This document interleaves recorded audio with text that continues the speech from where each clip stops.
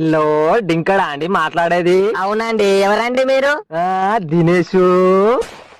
ఏంద్రా పూక దినేషు అంటావు? వాళ్ళు గణపతి షెడ్ ఎత్తారట, పోదామా? దినేషు నాకేవాళ్ళు చెప్పలేగా పొట్టి పూకేష్ గారు. నీ బొట్టి పెట్టి చెప్తారా అనేది? దినేషు మనదేనా అత్త కాదా? ఏమో వన్నావు ఇంట్లో, నీ మిండడి చేస్తాడా పనిడా?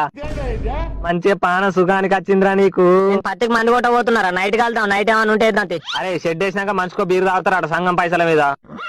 నీ ఇష్టం, మళ్ళా తర్వాత నాకు బీరు రాలే కోటర్ రాలే అంటే చేతి రుచ్చ కూడా పోయి ఎడవడు.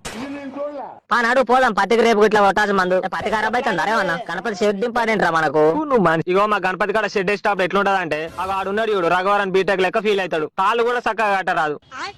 ఆ ఏతల పోసిగాడు పెద్ద ఇంజనీర్ లెక్క ఫీల్ అవుతాడు. గుంజ పట్టుకోరా అంటే జేబులో చేతులు పెట్టి పిసుక్కుంటాడు, ఊరికే గోకుడు పెడతాను అని.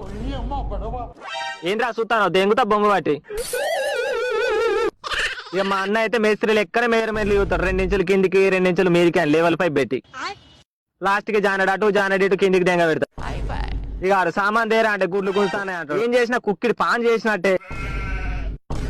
ఇక కొందరు కళాకారులు అయితే వినాయకుని పెట్టిన రోజు నిమజ్జనం రోజే కనబడతారు. అత్తన్న పోతన్న రామశీలకు అన్నట్టు చెందకు తిరిగారు, షెడ్డేనికి రారు, కంటికే కనబడరు. ఈడ లాస్ట్ రోజు మాత్రం తాగుడు బుక్కుడు తందనాలు ఆవిడ ఉంటుందనే వస్తారు.